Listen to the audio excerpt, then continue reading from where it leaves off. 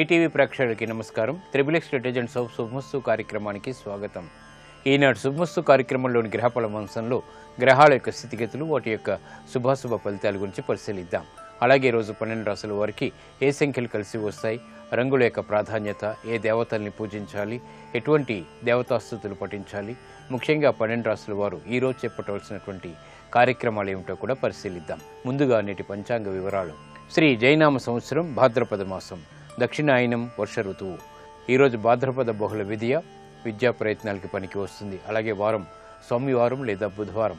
ఈరోజు చేసేటువంటి పెసలు దానం, విష్ణు సహస్రనామ పారాయణ బుధుడి ద్వారా ఏర్పడేటువంటి ప్రతికూల పరిస్థితుల్ని దూరం చేస్తుంది, ఆనందకర పరిస్థితుల్ని ఆహ్వానిస్తుంది.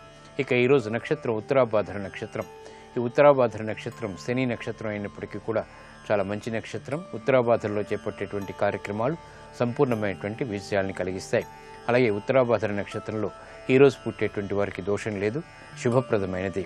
ఈ ఉత్తరాభాద్ర నక్షత్రంలో పుట్టేటువంటి వారికి శని యొక్క మహాదశతోటి ప్రారంభమవుతుంది. ప్రస్తుతం శని యొక్క స్థితి తులాక్షేత్ర స్థితి, ఉచ్చస్థితి కాబట్టి ఇది అనుకూల లగ్నాల్లో ఆధిపత్యత హసుబుడైనప్పుడు మంచి యోగాన్ని కలిగించడంలో సమర్థత కలిగి ఉంది. ఇక ఈరోజు 12 రాశుల వారికి ఏర్పడేటువంటి శుభాశుభ ఫలితాలను పరిశీలిద్దాం. ముందుగా మేషరాశి. ఈరోజు మేషరాశి వారిని పరిశీలించినట్టయితే కోర్టు సంబంధిత వ్యవహారాల్లో విజయాలు సాధించగలుగుతారు. శత్రువులు విజృంభించేటువంటి సంఘటనలు లేకపోలేదు. కార్యక్రమ నిర్వహణలో జటిలమైనటువంటి సమస్యల్ని ఎదుర్కోవాల్సినటువంటి సంఘటనలు కూడా చోటు చేసుకుంటాయి. వృత్తి, వ్యాపార, ఉద్యోగ సంబంధిత కార్యక్రమాల్లో సంకోచాలు కొనసాగుతాయి. వ్యాపార నిమిత్తమే చేపట్టేటువంటి కార్యక్రమాల్లో ఆర్థిక సహాయ సహకారాలు సమయానికి రాకపోవడంతో చింతన ప్రారంభమవుతుంది. ఈ రోజు మీ అదృష్ట సంఖ్య 6. తెలుపు వర్ణం ప్రశాంతతను పెంచుతుంది. అనుకూల దైవం మహాగణపతి. ఈ రోజు ఈ రాశి వారు మహాగణపతిని దర్శించి నమస్కరించి పూజించడం శ్రేయస్కరం. గణపతి ఉపనిషత్తు పఠనం, అష్టోత్తర పఠనాలు ఈరోజు మీకు మేలుని కలిగించి విఘ్నాల్ని దూరం చేసి విజయాన్ని దగ్గర చేస్తుంది. విద్యా ప్రయత్నాలు ఈరోజు మీకు అనుకూలిస్తాయి. ఈరోజు వృషభ రాశి వారిని పరిశీలించినట్టయితే విద్యా సంబంధిత వ్యవహారాల్లో విజయాలు చేజిక్కించుకోగలుగుతారు. ఆర్థికపరమైనటువంటి అంశాలు బాగానే కలిసి వస్తాయి. వ్యాపార నైపుణ్యం కొనసాగుతుంది. యుక్తితో కూడినటువంటి కార్యక్రమ నిర్వహణ ఉద్యోగరీత్యా చేపట్టగలుగుతారు. ప్రశాంత పరిస్థితులు గృహంలో కొనసాగుతాయి. జటిలమైనటువంటి సమస్యలకు పరిష్కారాలు పొందగలుగుతారు. అవమానకర సంఘటనలు ఉన్నప్పటికీ నెట్టుకు రాగలుగుతారు. వ్యాపార ప్రతిబంధకాలని ఎదుర్కొనేటువంటి ధైర్య సాహసాలు లభిస్తాయి. ఈ రోజు మీ అదృష్ట సంఖ్య 9. ఎరుపు వర్ణం ధైర్యాన్ని కలిగిస్తుంది. అనుకూల దైవం ఈశ్వరుడు. ఈ రోజు ఈ రాశి వారు శివాలయాన్ని దర్శించి ఈశ్వరుడికి అభిషేకాది కార్యక్రమాలు నిర్వహించడం ద్వారా ఆర్థిక అభివృద్ధి చేకూరుతుంది. ఏకాదశ పూర్వక రుద్రాభిషేకం, బిల్వపత్రితో కూడినటువంటి పూజలు ఈరోజు మీకు మానసిక ప్రశాంతతను పెంపొందింపచేసి కార్యసిద్ధిని కలిగిస్తాయి. విదేశీ లావాదేవీలు, ప్రయాణాలు, సంభాషణలు ఈరోజు మీకు లాభిస్తాయి. ఈ రోజు మిథున రాశి వారిని పరిశీలించినట్టయితే వాహన సౌఖ్యం కొనసాగుతుంది. విద్యాపరమైనటువంటి అంశాలు బాగా కలిసి వస్తాయి. నూతన కార్యక్రమాలకు శ్రీకారం చుట్టగలుగుతారు. వృత్తి, వ్యాపార, ఉద్యోగ సంబంధిత కార్యక్రమాల్లో ప్రోత్సాహం లభిస్తుంది. నూతన వస్తు కొనుగోలు వంటివి ఆనందాన్ని కలిగిస్తాయి. ఆర్థికపరమైనటువంటి అంశాల్లో అనువైనటువంటి మార్పులు చేకూరుతాయి. కుటుంబ సఖ్యత పెరుగుతుంది. శుభ వార్తలు వింటారు. ఈ రోజు మీ అదృష్ట సంఖ్య 5. ఆకుపచ్చ వర్ణం రక్షణకి దోహదపడుతుంది. ఆనందకర సంఘటనల్ని ఆహ్వానిస్తుంది. అనుకూల దైవం శ్రీ వెంకటేశ్వర స్వామి. ఈ రోజు ఈ రాశి వారు శ్రీ వెంకటేశ్వర స్వామిని దర్శించి నమస్కరించి పూజించడం ద్వారా వ్యాపార చిక్కులు వీడిపోతాయి. శ్రీ వెంకటేశ్వర స్వామి యొక్క సుప్రభాత పఠనం, ఆధ్యాత్మిక పూజలు ఈరోజు మానసిక ప్రశాంతతను పెంపొందింపచేసి కార్యసిద్ధిని కలిగిస్తాయి. ఆర్థిక వ్యవహారాలు, లావాదేవీలు ఈరోజు మీకు లాభిస్తాయి. ఈ రోజు కర్కాటక రాశి వారిని పరిశీలించినట్టయితే వ్యాపార ప్రయోజనాల్ని సాధించగలుగుతారు. గౌరవంతో కూడినటువంటి కార్యక్రమ నిర్వహణ కొనసాగించగలుగుతారు. ప్రయాణాల ద్వారా లబ్ధి చేకూరుతుంది. మానసిక భీతి ఉన్నప్పటికీ కార్యక్రమాల్లో విజయాలు అంతిమంగా సాధించగలుగుతారు. క్రీడా సంబంధిత వ్యవహారాల్లో అనుకూలత ఏర్పడుతుంది. ఆశించినటువంటి ప్రయోజనాలు ఉద్యోగపరంగా కూడా పొందగలుగుతారు. నూతన ప్రయత్నాలు ఫలిస్తాయి. ఆరోగ్యంలో మంచి మార్పులు చేకూరుతాయి. ఆనందాన్ని కలిగిస్తాయి. ఈ రోజు మీ అదృష్ట సంఖ్య 5. ఆకుపచ్చ వర్ణం రక్షణకి దోహదపడుతుంది. ఆహ్లాద పరిస్థితుల్ని కలిగిస్తుంది. అనుకూల దైవం మహాగణపతి. ఈరోజు ఈ రాశి వారు మహాగణపతిని దర్శించి నమస్కరించి పూజించడం శ్రేయస్కరం. గణపతి ఉపనిషత్తు పఠనం ఈరోజు మీకు ఆనందాన్ని కలిగిస్తుంది, ఆత్మవిశ్వాసాన్ని పెంపొందింపచేస్తుంది. వ్యాపార నూతన నిర్ణయాలు, సాహస నిర్ణయాలు ఈరోజు మీకు ఉపకరిస్తాయి, లాభిస్తాయి. ఈరోజు సింహరాశి వారిని పరిశీలించినట్టయితే సంభాషణల ద్వారా ఇతరులను ఆకట్టుకునేటువంటి ప్రయత్నాలు ఫలిస్తాయి. నూతన కార్యక్రమాలకు శ్రీకారం చుట్టగలుగుతారు. వ్యాపార ప్రయోజనాల్ని సాధించగలుగుతారు. ఆర్థిక అంశాలు బాగా కలిసి వస్తాయి. విదేశీ సంబంధిత లావాదేవీల్లో ఆర్థిక ప్రయోజనాల్ని సాధించగలుగుతారు. వృత్తి, వ్యాపార, ఉద్యోగ సంబంధిత ప్రయత్నాలు కూడా పనికి వస్తాయి, కలిసి వస్తాయి. నూతన కార్యక్రమాల్లో ఏర్పడినటువంటి ప్రతిబంధకాలను తొలగించుకునేటువంటి ప్రయత్నాలు కూడా ఆనందాన్ని కలిగిస్తాయి. ఈరోజు మీ అదృష్ట సంఖ్య 9. ఎరుపు వర్ణం ధైర్యాన్ని కలిగిస్తుంది, సాహస నిర్ణయాలకు ఉపకరిస్తుంది. అనుకూల దైవం ఈశ్వరుడు. ఈరోజు ఈ రాశి వారు శివాలయాన్ని దర్శించి ఈశ్వరుడికి అభిషేకాది కార్యక్రమాలు నిర్వహించడం ద్వారా ఆర్థిక అభివృద్ధి వేగవంతంగా చేకూరుతుంది. ఏకాదశ పూర్వక రుద్రాభిషేకం, బిల్వపత్రితో కూడినటువంటి పూజలు మానసిక ధైర్యాన్ని పెంపొందింపచేస్తుంది, ఆధ్యాత్మిక జ్ఞానాన్ని పెంపొందింపచేస్తుంది. ఆర్థిక ప్రయత్నాలు ఈరోజు మీకు లాభిస్తాయి. ఈరోజు కన్యారాశి వారిని పరిశీలించినట్టయితే వ్యాపార దక్షత కలిగి ఉంటారు. తెలివైనటువంటి నిర్ణయాలు తద్వారా విజయాలు దగ్గరవుతాయి. ఆదాయం పెరుగుతుంది, వ్యయం తగ్గుతుంది. నూతన కార్యక్రమాలకి శ్రీకారం చుట్టగలుగుతారు. వ్యాపార ప్రతిబంధకాలు తొలగిపోతాయి. ఉద్యోగ ఉన్నతికి చేపట్టేటువంటి కార్యక్రమాల్లో ప్రోత్సాహం లభిస్తుంది. నూతన కార్యక్రమాలు వ్యాపారపరంగా కూడా చేపట్టగలుగుతారు. విదేశీ వ్యవహారాలు బాగానే కలిసి వస్తాయి. లాభదాయకమైనటువంటి కార్యక్రమ నిర్వహణ కొనసాగుతుంది. ఈరోజు మీ అదృష్ట సంఖ్య 5. ఆకుపచ్చ వర్ణం రక్షణకి దోహదపడుతుంది. అనుకూల దైవం శ్రీ మహాలక్ష్మి. ఈరోజు ఈ రాశి వారు శ్రీ మహాలక్ష్మి అమ్మవారిని దర్శించి నమస్కరించి పూజించడం ద్వారా ఆర్థిక అభివృద్ధి వేగవంతంగా దగ్గరవుతుంది. శ్రీ సూక్త విధానంతో చేపట్టేటువంటి పూజాది కార్యక్రమాలు ఈరోజు మానసిక ప్రశాంతతను పెంచి కార్యసిద్ధిని కలిగిస్తాయి.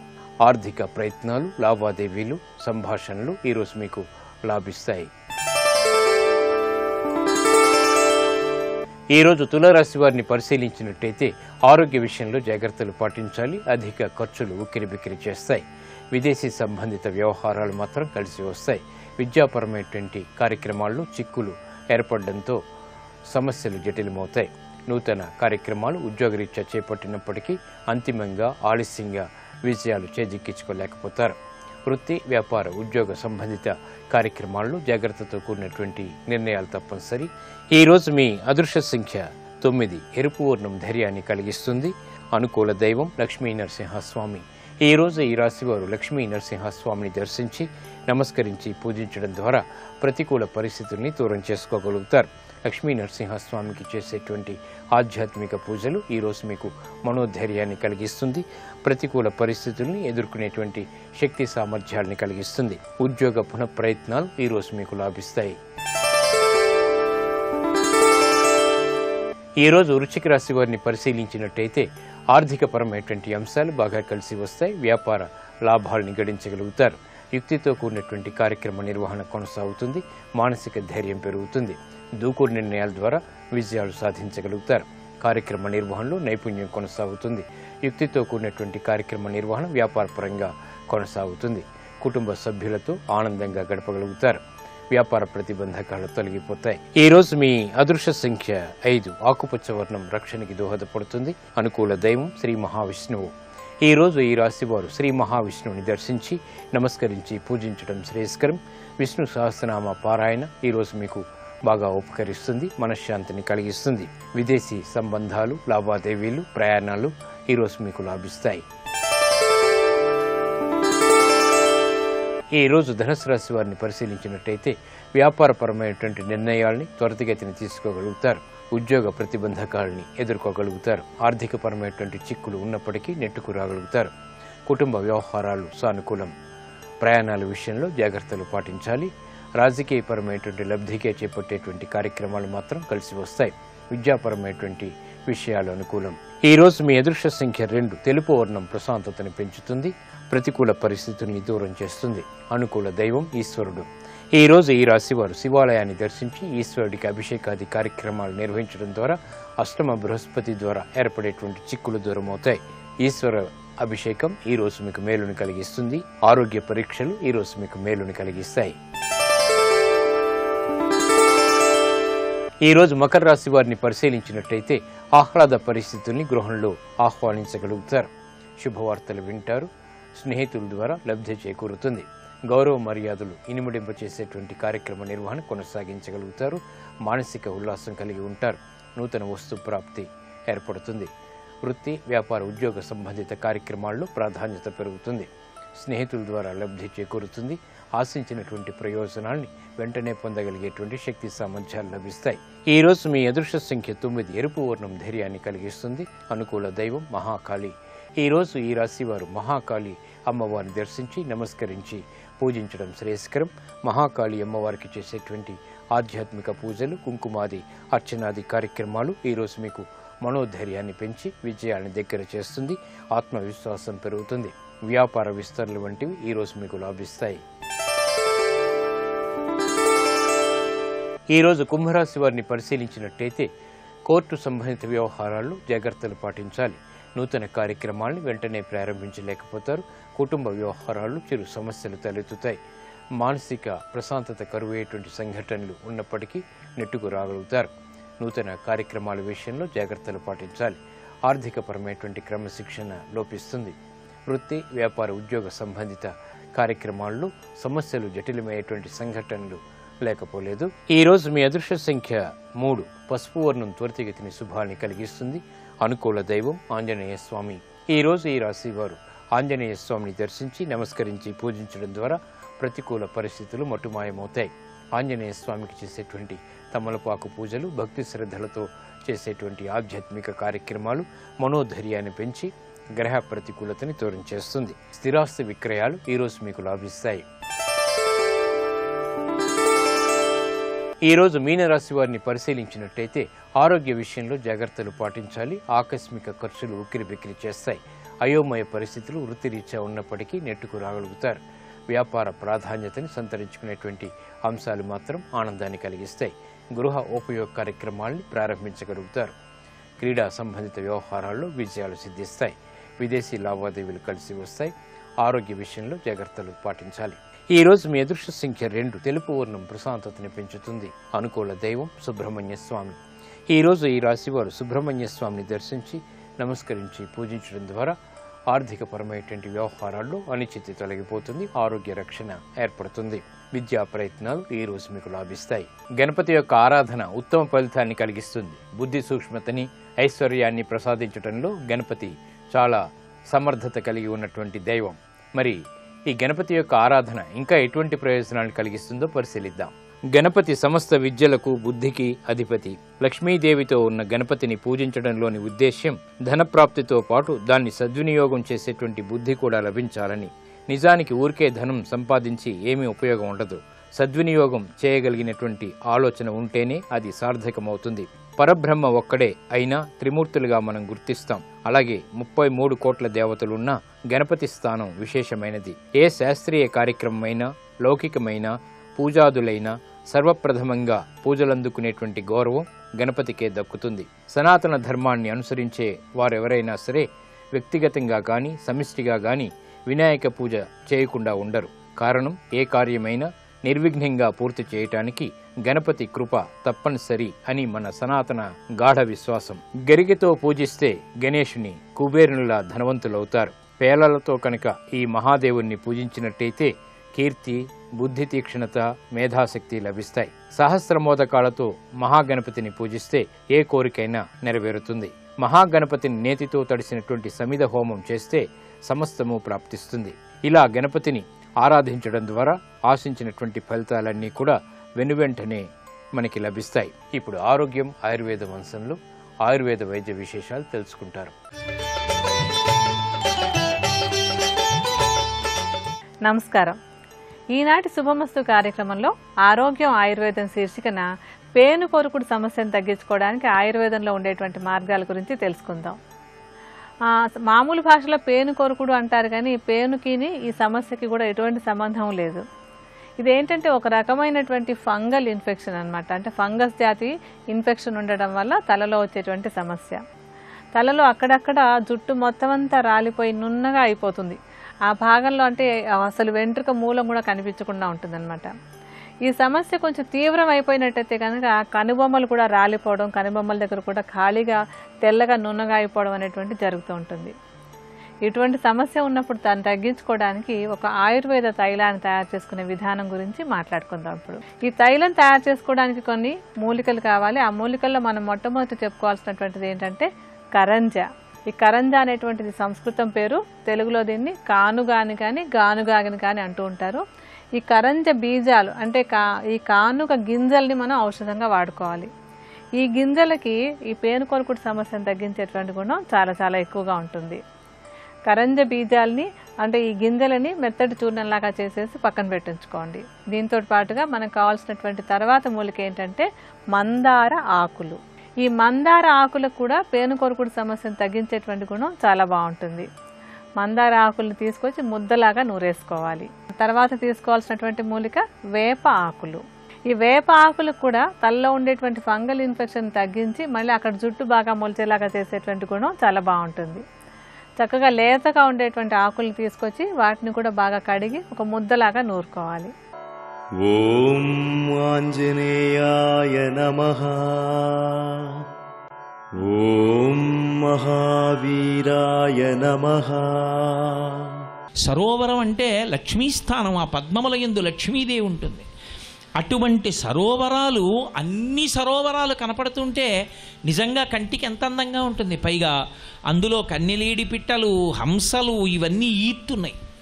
ఈ ఈదుతున్నటువంటి సరోవరాలు స్నానయోగ్యములు. ఎందుకంటే ఆ పద్మ కింజిల్కముల యొక్క పుప్పుడి అందులో పడుతూ ఉంటుంది. పడినప్పుడు మంచి సువాసనతో కూడుకున్నటువంటి నీళ్లుంటాయి. ఏదో ఏలా లవంగ గనసార సుగంధి తీర్థం దివ్యం వియచ్చరితి హేమ ఘటేషు పూర్ణం అంటారే. యాలుకల యొక్క గుండతో కలిపినటువంటి నీటిని ఈశ్వరా మీకు నివేదనకి సిద్ధం చేశామంటారు వెంకటేశ్వర సుప్రభాతంలో. అలా పద్మముల యొక్క పుప్పుడి పడడం చేత కలిసినటువంటి ఆ నీరు గొప్ప సౌరభంతో కూడుకున్నదై ఉంటుంది. నీటికున్న లక్షణం ఏమిటంటే తాపోపశాంతిని కల్పిస్తుంది. ఎంత అలిసిపోయి రండి సరోవరంలో దిగితే అమ్మయ్యా అనిపిస్తుంది. పసిపిల్లల దగ్గర నుంచి పెద్దవాళ్ల వరకు మీరు ఎప్పుడైనా కనిపెట్టండి, నీటిలోకి దిగితే ఓ పట్టాన పైకి రాడు. కాసేపు నీళ్లలో ఒడ్డునున్నంతసేపు అమ్మో పర్వాలేదా అండి అంటాడు. ఏం పర్వాలేదు దిగో ఆయన దింపారనుకోండి, పైకి ఎక్కించడం కష్టం.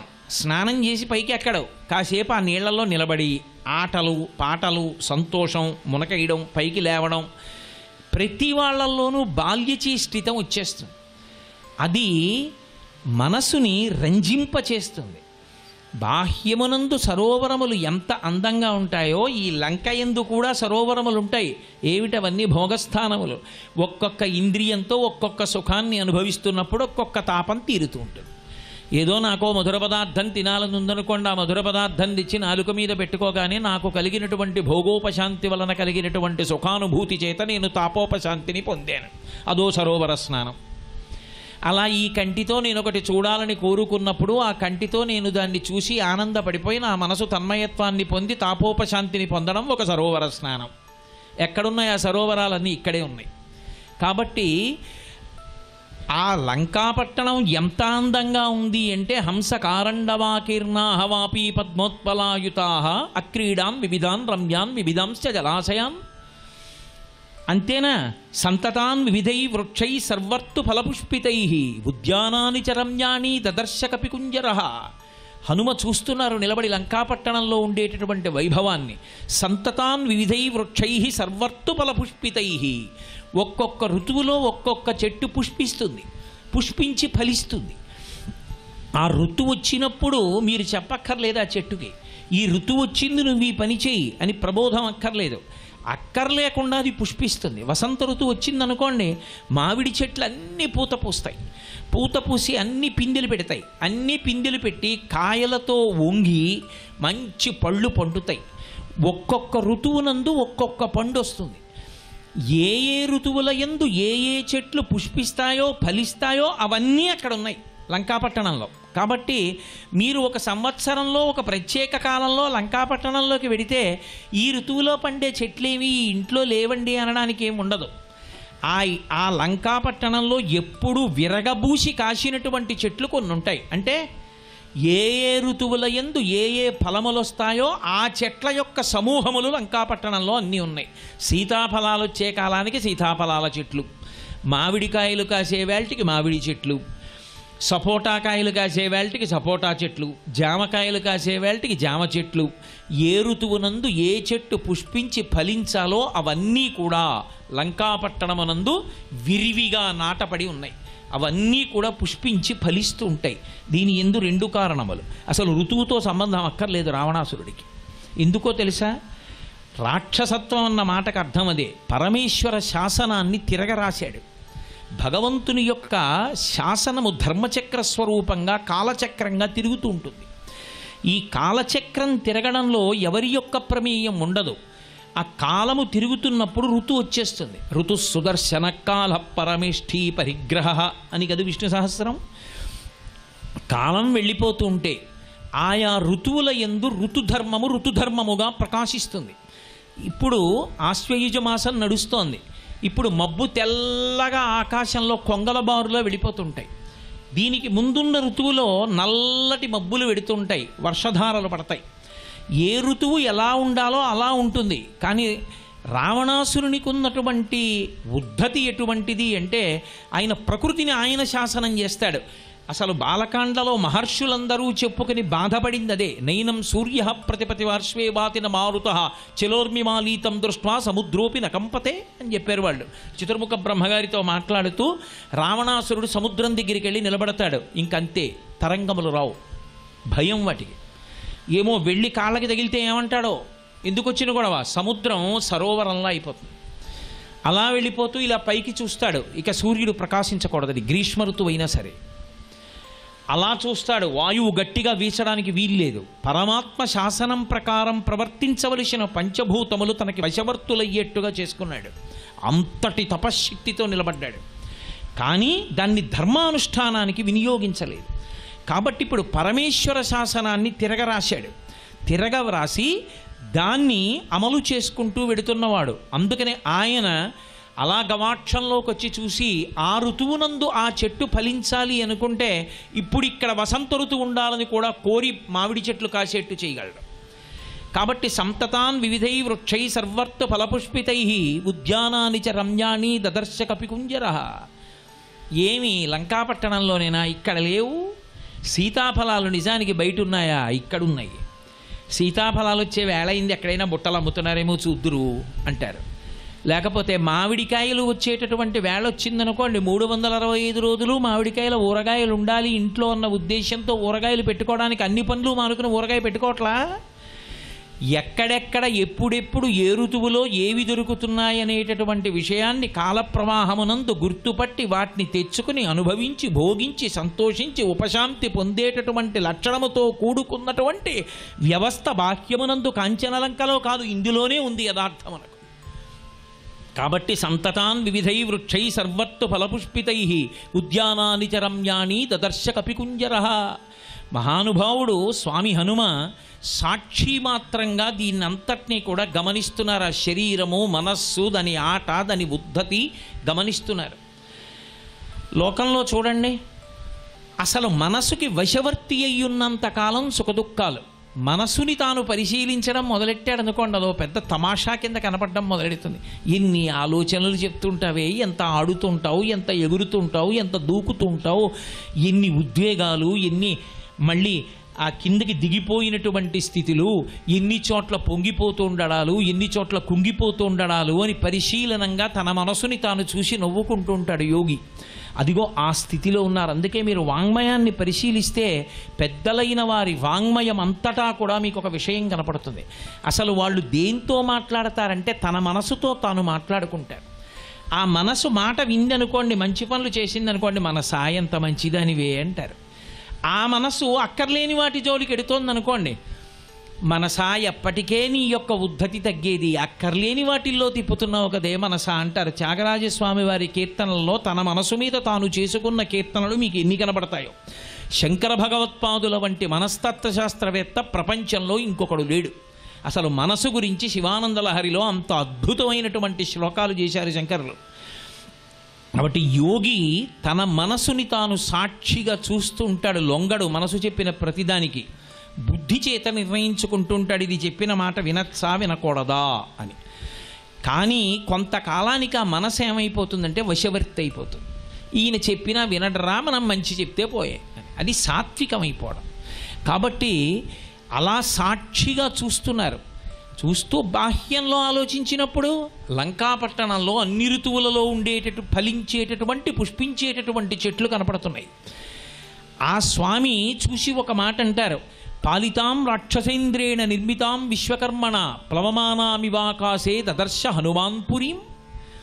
ఆ లంకాపురాన్ని చూసి హనుమ అంటున్నారు, ఎంత విశేషంరా, పాలితాం రాక్షసేంద్రేణ నిర్మితాం విశ్వకర్మణ. లోకంలో ఎవడు దేన్ని నిర్మాణం చేశాడో అది వాడిది. కానీ అసలు ఈ కాంచన లంకా పట్టణాన్ని నిర్మాణం చేసినటువంటి వాడు రావణాసురుడు కాడు, విశ్వకర్మ నిర్మాణం చేశాడు. ఆ విశ్వకర్మ ఎవరో కాదు, విశ్వకర్మ విష్ణువే. ఆ విశ్వకర్మ ఇంత గొప్ప కాంచన లంకా పట్టణాన్ని ఇంత అద్భుతమైన ప్రదేశంలోకి తీసుకొచ్చి గాలిలో వేలాడుతోందా నగరం అన్నట్టుగా నిర్మించిన వాడు విశ్వకర్మ. ఆయన ఎవరి కొరకు నిర్మించాడంటే చతుర్ముఖ బ్రహ్మగారి కోసం నిర్మాణం చేశాడు. నిర్మాణం చేసి బ్రహ్మగారికి ఇచ్చాడు. బ్రహ్మగారి గురించి కుబేరుడు తపస్సు చేశాడు. తపస్సు చేస్తే కుబేరుని యొక్క తపస్సుకి సంతసించినటువంటి బ్రహ్మగారు ప్రత్యక్షమై దిక్పాలక పదవితో పాటుగా రెండిటిని అనుగ్రహించాడు. అలా ఇచ్చిన వాటిల్లో పుష్పక విమానం ఒకటి, కాంచన లంక ఒకటి. నువ్వు పరిపాలించుకొమ్మని ఇచ్చాడు. ఆ కుబేరుడెవరో కాడు, విశ్వవసో బ్రహ్మ యొక్క పెద్ద కుమారుడు, రావణాసురుడు తరువాతివాడు. కాబట్టి కుబేరుడు రావణాసురుడికి అన్నగారు. అన్నగారైనటువంటి కుబేరుడు పరిపాలన చేస్తున్నాడు. మీరు రామాయణం ఉత్తరకాండలో చెప్తారు మహర్షి విశేషాలన్నీ.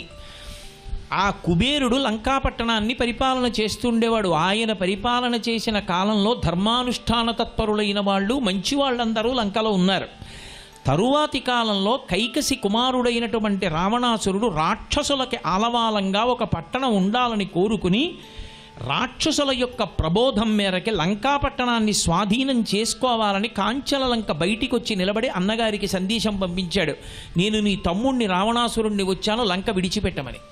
కుబేరుడు పాపం గబగబా బయటికి వచ్చి స్వాగతం పలికి, తమ్ముడా పరమ సంతోషం, మనిద్దరం ఏకోదరులం, మనిద్దరం ఒక తండ్రి బిడ్డలం, కాబట్టి సంతోషంగా రా, మనిద్దరం కలిపి లంకాపట్టణాన్ని పరిపాలిద్దామన్నాడు. వీలు లేదు, నువ్వు లంక విడిచిపెట్టేయవలసిందే, నేను ఒక్కడే పరిపాలిస్తానని కుబేరుడికి ఆజ్ఞ జారీ చేశాడు. కుబేరుడు తిన్నగా వెళ్ళి తండ్రి విశ్వవసో బ్రహ్మని కలిశాడు. నాన్నగారు చతుర్ముఖ బ్రహ్మగారు తపస్సు చేసినటువంటి నాకు ఇచ్చారు లంకాపట్టణాన్ని, తమ్ముడు వచ్చాడు, పరిపాలించుకుందాం రమ్మన్నాను. కాదు, నాకే ఉండాలి, నువ్వు విడిచిపెట్టి వెళ్ళిపోమ్మంటున్నాడు, నన్ను ఏం చేయమంటారని అడిగాడు. విశ్వవసో బ్రహ్మ ఒక్కసారి కళ్ళు మూసుకుని అంతర్ముఖత్వాన్ని పొంది కళ్ళు తెరిచి అన్నాడు, వాడికి పోగాలము దాపురించిందిరా, వాడెవరి మాట వినడు, వాడు లోకకంటకుడై విష్ణువు చేత హతుడవుతాడు, కాబట్టి లంక వాడికి విడిచిపెట్టి ఉత్తరాభిముఖంగా వెళ్ళిపోయి నువ్వు వేరొక పట్టణాన్ని నిర్మాణం చేసుకోమన్నాడు. అప్పుడు అలకాపురి నిర్మాణం చేసి హిమాలయాలలో అక్కడికి వెళ్ళిపోయాడు కుబేరుడు. అసలు దాన్ని నిర్మాణం చేసిన వాడు విశ్వకర్మ. అది నిర్మింపబడింది బ్రహ్మగారి కోసం. తపస్సు చేసినటువంటి సత్వగుణ ప్రవృత్తి కలిగినటువంటి కుబేరుడికి బ్రహ్మగారు బహుమానంగా ఇచ్చాడు. అన్నగారిదైన వస్తువు పరమగౌరవంతో అన్నగారితో కలిసి పరిపాలించడమో, అన్నగారు పరిపాలిస్తుంటే తాను అనుగమించడమో చెయ్యడం మాని, అన్నగారిని రాజ్యం నుంచి తరిమి కొట్టి తనదిగా ఆ రాజ్యాన్ని అనుభవిస్తున్నటువంటి వాడు రావణాసురుడు. నేనన్నప్పుడల్లా ఇలా చూపిస్తాం. ఇదొక్కటి ఉన్న కారణం చేత ఈ నేనొక్కటి ఇలా అన్నప్పుడల్లా కొన్ని కోట్ల నాదులు బయలుదేరతాయి. ఇదొక్కటి ఇలా అంటే నా ఉత్తరీయం, నా పూలదండ, నా పంచ, నా లాల్చి, నా దగ్గరున్న డబ్బు, నా ఉంగరాలు, నా రుద్రాక్షమాల, నా భార్య, నా బిడ్డలు, నా కూతురు, నా అల్లుడు, నా మనవలు, నా కొడుకు, నా కోడలు, నా వియ్యాలారు, నా స్నేహితుడు, నా ఇల్లు, నా గది, నా కలం, ఎన్ని నాదులు వచ్చాయి. ఒక నేనుకి ఇన్ని నాదులు. అదే మధుకైటభులంటే. మధు అంటే ఒక్క తేనె చుక్క వేస్తే చుట్టూ చీమలు చేరుతాయి. మధువు అత్యంత ప్రీతిపాత్రమైంది నేను, దాని చుట్టూ ఉన్న నాదులు కీటకములు పట్టుకుంటాయి. కైటభుడు, మధుకైటభులు అంటే నేను, నాది, ఇంకేం కాదు. అవి ఎప్పుడున్నాయి అంటే భగవంతుడు ఎప్పుడున్నాడో అవి అప్పుడే ఉన్నాయి. భగవంతుడు ఎప్పుడు పుట్టాడో నేను, నాది అన్న రాక్షస స్వభావం కూడా అప్పుడే పుట్టింది. అందుకే విష్ణువు పుట్టినప్పుడే విష్ణువు చెవిగులిబిగా అది కూడా వచ్చింది. వాటిని జయించినవాడు తప్ప పరమేశ్వరుణ్ణి చేరలేడు. ఆ మధుకైటభుల్ని ఎవరు సంహరిస్తారంటే విష్ణువు సంహరిస్తారు, అమ్మవారు సంహరిస్తుంది. విష్ణువు వైష్ణవి కాబట్టి వాళ్లే సంహరించాలి. అంటే వాళ్ళ పాదములు పట్టుకుంటే వాళ్ళు ఆ భావన మారుస్తారు. నేను వాడు, నాది వాడిది, వాడు వాడిది, నేను నాది. ఇప్పుడు ఆ నాలో ఉన్న నేను అందరిలో ఉన్న నేనన్ననాడు ఆ నేను పెద్దదైపోవడమే విశ్వమంతా ఒక్క కుటుంబం అన్న భావనకి వెడితే శంకరాచార్యుల వారిలా మాతాచ పార్వతీదేవి పితాదేవో మహేశ్వర బాంధవా శివభక్తాశ్చ స్వదేశో భువనత్రయం అనగలడు. అంతటా కలిపి నా కుటుంబమే, ఈ నేను నిండిపోయిన ఇదంతా నేనే ఒక్కటే అనగలడు. వసుధైవ కుటుంబకం, అది సనాతన ధర్మం యొక్క వైభవం. కాబట్టి మన శరీరాన్ని నిజానికి ఈ లంకాపట్టణాన్ని నిర్మాణం చేసిన వాడెవరు? విశ్వకర్మ. ఆయన నిర్మాణం చేసినటువంటి వాడు ప్రాణ అపాన వ్యాన బుధాన సమాన నాగ కూర్మ కృకర ధనంజయ దేవదత్తములనేటటువంటి 10 వాయువులను 9 రంధ్రములున్నటువంటి ఈ తోలి తిత్తిలో నించోపెట్టి తన శాసనం అయ్యే వరకు బయటికి వెళ్లకుండా ఆపాడు. 2 కళ్ళు, 2 ముక్కు కన్నాలు, 2 చెవి కన్నాలు, 6 నోరు, 7 మలద్వారం, 8 మూత్రద్వారము, 9 రంధ్రములున్న తోలు తిత్తిలో 10 వాయువులు ఆయన శాసనం అయ్యే వరకు నిలబడాలి. అది విశ్వకర్మ. మహానుభావుడు ఈ శరీరాన్ని ఆయన నిర్మాణం చేశాడు. ఇందులో ఉన్న గుండె ఆయన ఇచ్చింది, మూత్రపిండాలు ఆయన ఇచ్చినవి, ఊపిరితిత్తులు ఆయన ఇచ్చినవి, జీర్ణ వ్యవస్థ ఆయన ఇచ్చినది. అరికాళ్ల నుంచి మెదడు వరకు రక్త ప్రసారం ఒకే వేగంతో జరుగుతోందంటే ఆయన ఇచ్చింది. ఎక్కడున్నాడు వెంకటేశ్వర స్వామి అంటే ఆనందనిలయంలో ఉన్నాడని అస్తమానం పరిగెత్తుకెళ్ళి దర్శనం చేసుకోవడం వెంకటేశ్వర స్వామి దర్శనం కాదు. అన్నమాచార్యులు వారు చెప్పారు, వడిబాయక తిరిగే ప్రాణబంధుడా అన్నాడు. ఎక్కడున్నాడయా వెంకటేశ్వర స్వామి వారంటే ఎప్పుడు రక్తపోటు యంత్రం పెట్టి చూసినా 120/80 ఉండేటట్టుగా రక్తాన్ని నియంత్రించి ఒకే వేగంతో పరిగెత్తేటట్టు చేసి ఒకే వేగంతో ఎగూపిరి దిగూపిరి రాకుండా ఊపిరి పీల్చి ఊపిరి విడిచిపెట్టేటట్టుగా ఇక్కడే కూర్చుని చూస్తున్నవాడెవడో వాడు నా స్వామి ఇక్కడ ఉన్నాడన్నాడు. ఏది నిజమైన వెంకటాచల దర్శనం అంటే నేను వచ్చి ఇక్కడ చేస్తున్న సేవ, ఉత్సవం, సంతోషం నాకు ప్రతిరోజు కలగాలి. అహం దూరతస్తే పదాంభోజయుగ్మ ప్రణామిత్యయాగచ్చ సేవాంకరోమి సకృచ్ఛేవయా నిత్య సేవాఫలం త్వం ప్రయచ్ఛ. ఈశ్వర, దీన్ని నిత్యోత్సవంగా నాకు ఇవ్వండి. ఎలా? బడిబాయక తిరిగే ప్రాణబంధుడా, ఒకే వేగంతో ఊపిరి లోపలికెళ్ళి ఒకే వేగంతో పైకొచ్చేటట్టుగా, నేను నిద్రపోతున్నప్పుడు కూడా నా ఊపిరిని అలా తీసి అలా విడిచిపెట్టేటట్టుగా లోపల కూర్చుని చేస్తున్న వాడెవరున్నాడో వాడే వెంకటరమణుడు. వాడు అక్కడేమిటి ఇక్కడ ఉన్నాడు. ఆ దర్శనం ఉందే, అది అద్భుతమైనటువంటి దర్శనం. ఆయన నిర్మాణం చేశాడు ఈ శరీరాన్ని. 7 ధాతువులు పెట్టాడు. చర్మము, రక్తము, మాంసము, కొవ్వు, అస్థి, శుక్ల, మేధ అనబడేటటువంటి 7 పదార్థములు. ఇందులో ఎక్కడైనా పైన కప్పినటువంటి చర్మంలో ఇంత పిసరు పైకి రేగిందో ఈగలు, దోమలు, పురుగులు వచ్చి రక్తమాంసములను పీక్కు తింటాయి. ఎక్కడ అలా తినడానికి వీలు లేకుండా అంత అందంగా కప్పాడు. మీరు ఒక గజం గుడ్డ తీసుకొచ్చి అందులో ఒక వస్తువుని పెట్టి లోపల ఉన్న వస్తువు పెద్దది తీసుకొచ్చి పెట్టి ఆ గుడ్డనే మళ్ళీ సాగదీసి కనపడకుండా మూట కడదామని లాగారనుకోండి, చిరిగిపోతుంది. నేను పసిపిల్లవాడిగా మా అమ్మ యొక్క ఒడిలో పడుకున్నప్పుడు వచ్చినటువంటి చర్మం ఏదుందో అదే నేను 6 అడుగుల ఎత్తు పెరిగినప్పుడు కూడా సాగింది తప్ప కొత్తగా చర్మాన్ని తెచ్చి అంటించలేదు ఎవరు. సమాన వాయువు చేత నా 2 చేతులు, 2 కాళ్ళు, నా వెంట్రుకలు, నా గోళ్ళు అన్నీ తెల్లవారేటప్పటికి సమానంగా పెరిగేటట్టుగా చేస్తున్నవాడెవరో వాడు పరమేశ్వరుడు. సర్వం శ్రీ ఉమామహేశ్వర పరబ్రహ్మార్పణమస్తు. స్వస్తి. భగవంతుడు ఎప్పుడు పుట్టాడో నేను నాది అన్న రాక్షస స్వభావం కూడా అప్పుడే పుట్టింది. అందుకే విష్ణువు పుట్టినప్పుడే విష్ణువు చెవిగులిబిగా అది కూడా వచ్చింది. వాటిని జయించిన వాడు తప్ప పరమేశ్వరుణ్ణి చేరలేడు. ఆ మధుకైటభుల్ని ఎవరు సంహరిస్తారంటే విష్ణువు సంహరిస్తారు, అమ్మవారు సంహరిస్తుంది. విష్ణువు వైష్ణవి కాబట్టి వాళ్లే సంహరించాలి. అంటే వాళ్ళ పాదములు పట్టుకుంటే వాళ్ళు ఆ భావన మారుస్తారు. నేను వాడు, నాది వాడిది, వాడు వాడిది, నేను నాది.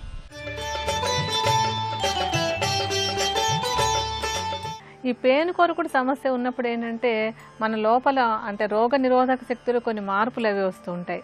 ఆ రోగ నిరోధక శక్తిని కరెక్ట్ చేసుకోవడానికి కూడా ఆహార విహారాల్లో కొంచెం మంచి అలవాట్లను పాటించుకోవడం ద్వారా కూడా కొంత సహాయం కలగడానికి అవకాశం ఉంటుంది.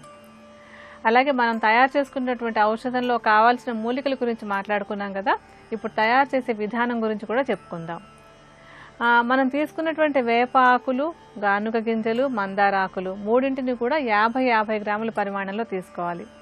వేపాకులను నూరి ముద్దలా చేసుకోవడం, మందార ఆకులు నూరి ముద్దలా చేసుకోవడం, అలాగే ఈ గానుగ గింజలు మూడింటిని కలిపేసి ఈ మూడింట్లోనూ సుమారుగా 1.5 లీటర్ నీటిని పోసుకోవాలి. నీటిని పోసి దాన్ని కొంచెం కషాయంలాగా కాచుకోవాలన్నమాట. కషాయం చేసుకోవడం అంటే ఎప్పుడు కూడా 4వ వంతు మిగిలేంత వరకు బాగా మరిగించుకోవాలి. అలా 4వ వంతు మిగిలినటువంటి కషాయాన్ని తీసుకుని వడపోసేసి అందులో సుమారుగా ఒక 100 మిల్లీలీటర్ల పరిమాణంలో కొబ్బరి నూనెను కలుపుకోవాలి. అంటే కషాయంలో 100 మిల్లీలీటర్ల కొబ్బరి నూనెను కలుపుకొని మళ్ళీ పొయ్యి మీద పెట్టి నూనె మాత్రమే మిగిలేంత వరకు నెమ్మదిగా కాచుకోవాలి. కాచుకున్నాక ఆ నూనెను వడపోసుకుని దీన్ని ఎక్కడైతే పేను కొరుకుడు సమస్య ఉందో ఆ భాగంలో కొంచెం కొంచెంగా రాస్తూ దాని మీద అంటే మెల్లగా మసాజ్ చేసుకుంటూ ఉండాలి. అలా రోజు కనుక చేస్తూ ఉన్నట్టయితే ఈ పేను కొరుకుడు సమస్య తగ్గడానికి ఈ ఔషధ తైలం బాగా సహాయపడుతుంది. మరికొన్ని అనారోగ్య సమస్యలు, వాటికి ఉండేటువంటి ఆయుర్వేద పరిష్కారాల గురించి రేపటి శుభమస్తులో తెలుసుకుందాం.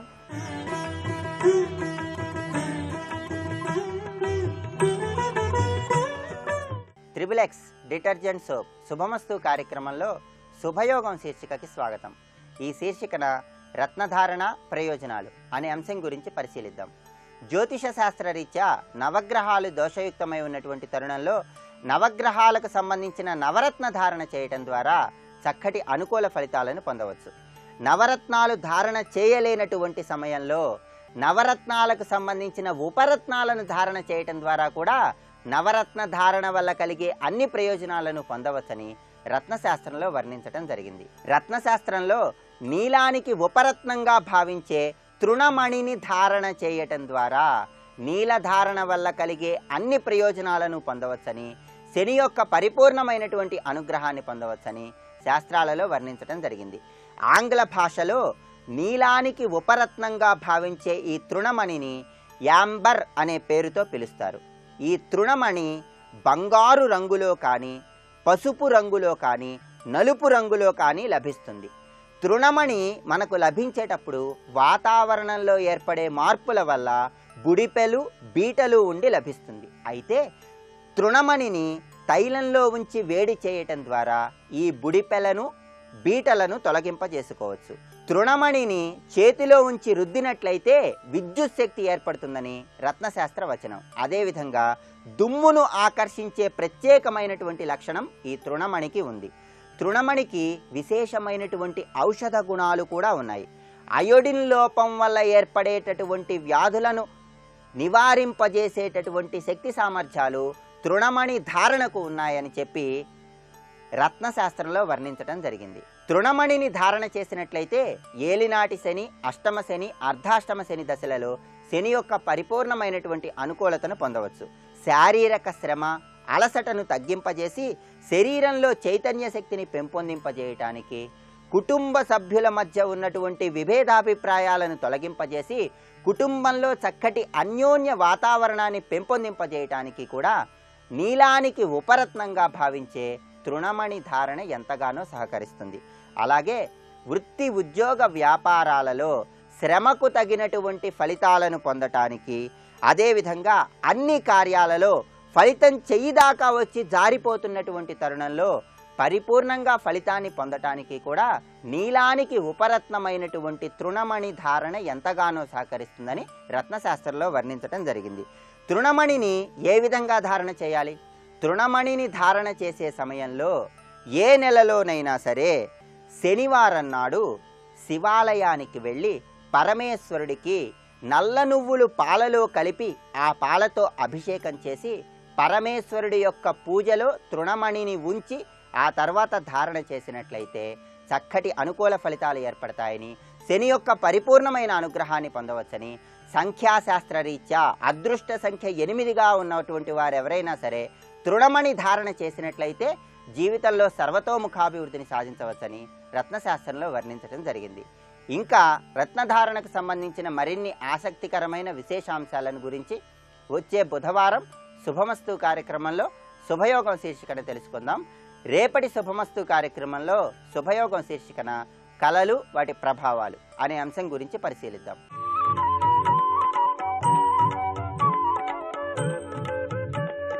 ఈటీవీ ప్రేక్షకుల నమస్కారం. ట్రిపుల్ ఎక్స్ డిటర్జెంట్ సోప్ శుభమస్తు కార్యక్రమంలో నాగదోష నివారణ అనే అంశంలో నాగదోషాన్ని ఎలా గుర్తించాలి, ఏ విధంగా నివారణ చేసుకోవాలి. రాహువు ఎక్కడైతే ఉంటాడో రాహువుకి 7వ స్థానంలో కేతు ఉంటాడు.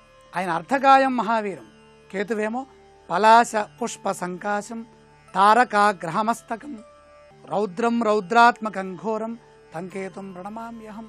క్షీరసాగర మథన సమయంలో మోహినీ స్వరూపుడైనటువంటి పరమాత్మ దేవతలకి అమృతాన్ని పంచుతున్నప్పుడు రాహువు చేరి దేవతల మధ్యలో కూర్చొని అమృతాన్ని స్వీకరిస్తుంటే సూర్యచంద్రులు స్వామికి ఈ విషయాన్ని తెలపగా సుదర్శన చక్ర ప్రయోగం చేసినటువంటి సందర్భంలో రాహువు యొక్క శిరస్సు అక్కడే పడింది. మొండెమ మాత్రము తారకా గ్రహమస్తకం ఆకాశంలో నక్షత్రముల యొక్క చిట్ట చివరి భాగానికి వెళ్ళి అక్కడ పడింది తలకిందులుగా. పామును ఎప్పుడైతే తలకిందులు చేస్తామో, తోకని పైకి పట్టుకుంటామో దాంట్లో శక్తి అంతా కూడా పోతుంది. తలకాయేమో అధో భాగంలో అక్కడే పడింది, ఊర్ధ్వ భాగంలో తారకాగ్రహ మస్తకం, తారకలు గ్రహములు వాటికి శిరస్థానముల్లో ఈయనున్నాడు, కేతు ఉన్నాడు. ఎలా ఉన్నాడు? రౌద్రం రౌద్రాత్మకం ఘోరం.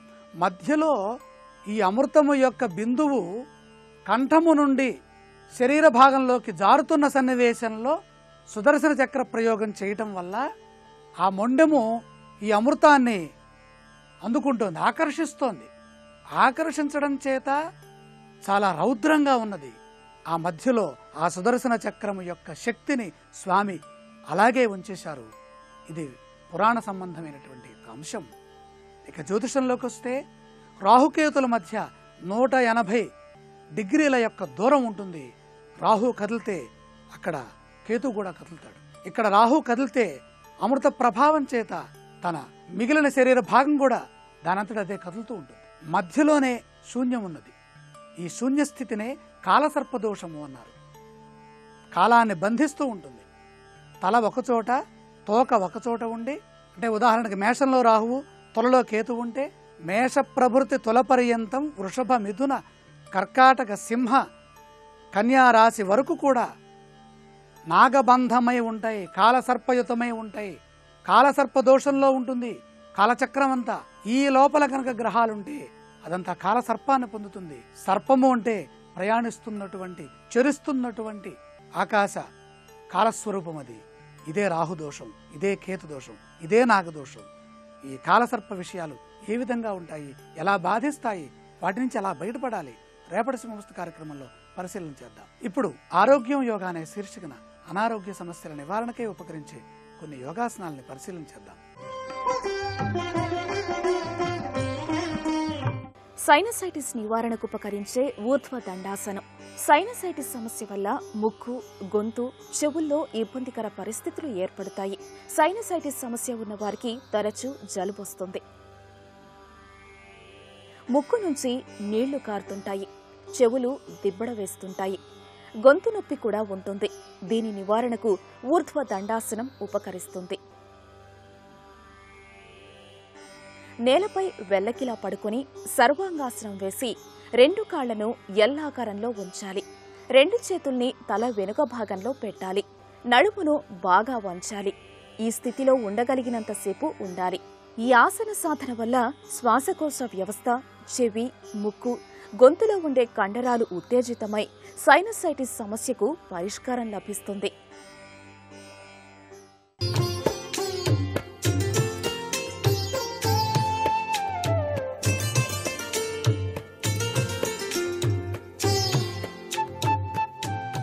ట్రిపుల్ ఎక్స్ డిటర్జెంట్ సోప్ శుభమస్తు కార్యక్రమంలో గృహబలం అంశానికి స్వాగతం. వాస్తుశాస్త్రంలో తప్పనిసరిగా పాటించవలసినటువంటి ముఖ్య సూత్ర ప్రాతిపదికల్లో దిశల యొక్క ప్రభావం చాలా గొప్పదిగా చెప్పారు.